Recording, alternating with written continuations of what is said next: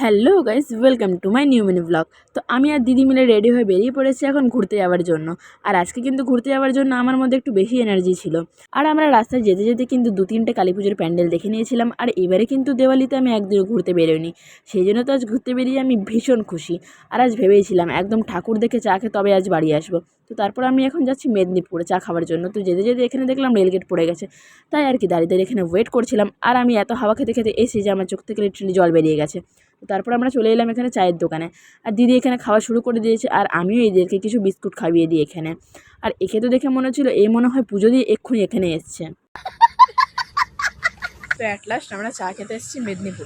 মানে মানুষের কত রকমের পুলক জাগলে এরকম হয় যে আমরা শুধুমাত্র চা খাওয়ার জন্য খড়গপুর থেকে মেদিনীপুর এসেছি। অ্যাকচুয়ালি কিন্তু আমরা ঠাকুর দেখতে আসিনি, এসেছিলাম কিন্তু আমরা শুধুমাত্র চা খেতে। कैसे कैसे लोग रहते हैं यार यहाँ पर। আর তারপর চলে এলো আমাদের গরম গরম চা। আর সত্যি চাটা দেখতে যেরকম সুন্দর, খেতেও সেরকম সুস্বাদু আর অসাধারণ ছিল। আমার মুখের রিয়াকশন দেখে তোমরা বুঝতেই পারছো। চা খাওয়া হয়ে গেছে, তো আমরা এখন যাচ্ছি নেপালি পাড়া মোমো খেতে। ঠিক আছে, কারণ এখানে কী বলবো, ওয়েদারটা একটু ঠান্ডা ঠান্ডা, তো মোমো খেলে পারফেক্ট জমে যাবে।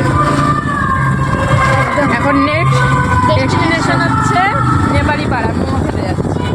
আর এখানে এসে দেখেছি এখানেও রেলগেট পড়ে গেছে, জানি না যে আমাদের সাথে কী হচ্ছিলো। তো তারপর আমরা চলে এসেছিলাম নেপালি পাড়া মোমো খাওয়ার জন্য। তো তারপর আমি আর দিদি মিলে নিয়ে নিয়েছিলাম ভেজ মোমো 2 প্লেট একদম গরম গরম। আর আমাকে সত্যি কথা বলতে মোমো টেস্ট মোটামুটি ভালোই লেগেছিলো বেশ। আর আজকে এই মাসের দোকানে আমরা মোমো খেয়েছিলাম। আর এখানে লোকেশনটা হচ্ছে তাঁতি এরিয়া নেপালি পাড়া। তো তারপর আমরা ওখান থেকে বেরিয়ে পড়ি। আর আমি কিন্তু এই প্রথমবার মেদিনীপুরে নেপালি পাড়ায় মোমো খেতে একদম লিটারালি শক হয়ে গিয়েছিলাম, কারণ এখানে 20 টাকায় 12 পিস ভেজ মোমো। মানে ভাবতে পারছো তো তোমরা, যেখানে আমাদের খড়গপুরে 40 টাকায় 8 পিস ভেজ মোমো দেয়, এখানে 20 টাকায় 12 পিস। মানে আমি তো জাস্ট অবাক হয়ে গিয়েছিলাম। আর টেস্ট কিন্তু সেরকম ভালোই ছিল। তো মোমো খাওয়ার পর আমরা ঠিক করি যে যখন একবার মেদিনীপুর চলে এসেছি, কেন না ঠাকুর দেখে বাড়ি যাওয়া যাক, তাই আর কি যেমন ভাবনা তেমন কাজ, চলে এলাম আমরা সত্যদল ক্লাবে ঠাকুর দেখতে আসার জন্য। প্যান্ডেলটা খুব সুন্দর করেছে। আর এখানে কিন্তু বেশ সুন্দর একটা ফটো তোলারও জায়গা ছিল।